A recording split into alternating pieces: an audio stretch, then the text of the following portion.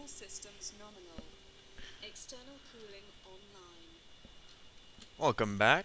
No external line fuel hatch. Locks hatch open. I guess one of the problems with Refueling locks um, resupply systems online. one of the problems with saving and reloading is that APU fuel tank locks the tanks full. refueling switch is shut off. So there we go.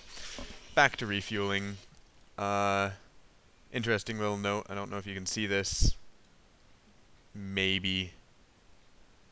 Dang, we're in like the worst spot. You'll be able to see it in about 90 minutes. No, not 90 minutes, 45 minutes. But this little hatch is open. That's the fuel hatch. There's a LOX hatch on the other side, and LOX stands for liquid O2, or liquid oxygen. And that's used for the coolant and life support, which is why if the coolant gets too high, the life support shuts down, and we all suffocate.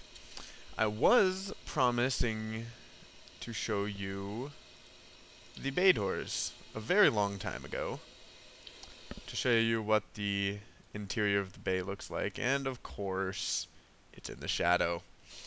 Just not, no, there's no light I can use, but if you see here in this picture, this little red box, there are two of them right there. Those are the main fuel tanks. And then this right here is a crew habitat module, which I'm guessing provides basic amenities for the crew. Because without it, the only crew living space is this, airplane-like cabin.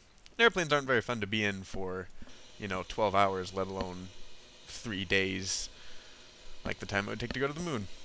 So that's why we have the crew habitat module. So let's close that up. Also note that the Ravenstar is one of the few ships that can open the bay doors while having the radiator extended, and I will show you why that is when we get to other ships.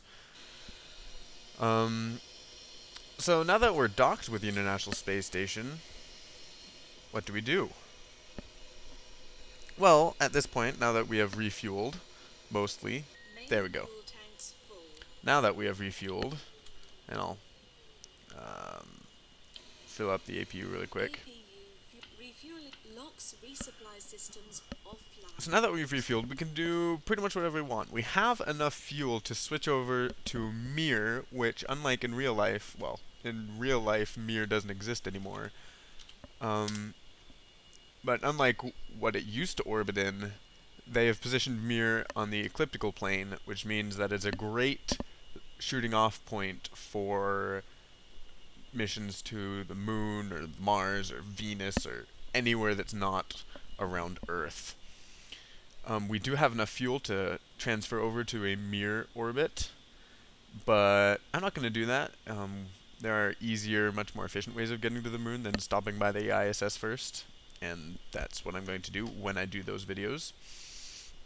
So what I'm going to do now is land. So I'm going to speed this up actually, and so get to the other side of the Earth. There we go. Now you can see what's inside. I'll show you that really quick. So there's the bay doors opening, and I'll show you the locks into fuel hatches. Locks hatch open. So blue is LOX, red Refueling is fuel. locks resupply systems online. There's the bay. We use Naquita fuel, apparently. Ravenstar is developed by Stargate. Not really, but it's awesome. Another note, we have Lee Nash as the commander, Kara Miller as the pilot, Sharon Valeri is Battlestar Galactica Group Support 1, Cameron Mitchell, Stargate team leader, Samantha Carter, Stargate Support, Daniel Jackson, Teal'c, Vala Maldoran, Elizabeth Weir, John Shepard, Rodney McKay, Taylor Emigrin, which I guess I haven't watched far enough into Atlantis, sorry. Ronan Dex, I have watched that far into Atlantis. Carson Beckett, and that's it. Oh, we don't have... I guess we'd we get Sharon Valeri. Anyway, so that's our crew list, which I think is pretty amusing. So I'm going to wait a bit longer, shut that back off, until we can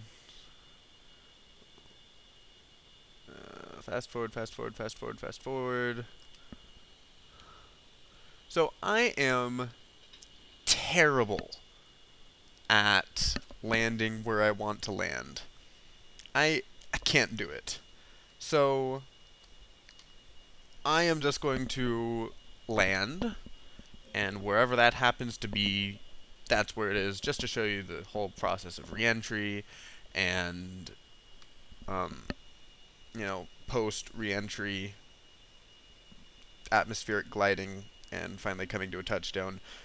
Um, Unlike the space shuttle, we have a lot of fuel, so we could actually fly a long ways inside the atmosphere to get to where we need to land, and there are actually autopilots that allow us to do that really easily in the XR2. So for future reference, I am going to attempt to land. Let's see if I can do this. Zoom in and move up. I'm going to attempt to land, I think, it's not White Sands, I think it's Vandenberg, or something to that effect, VBG. So, spaceports, at the very bottom you have Vandenberg. So I'm going to attempt to land there. And that's my plan for the future. So, I don't know how long this video's been because I forgot to time it. And I'm not sure I want to continue just on the off chance that it's too long. So, see you next time. Wait, before we see you next time, another stunning look at the local light source, or localized light source. That is the module that I've activated. I had totally forgotten that it's this awesome. So you can see the International Space Station even though it's not in the daylight. One note, actually, about this. This little module right here that I've zoomed in on. Yeah, right here. It's basically a little node with glass on all sides, and it makes for pretty amazing pictures. And if you go onto like the NASA website, I'll probably post links. There's some pretty cool pictures from that module. So, yeah, International Space Station is pretty awesome. And yeah, so see you next time.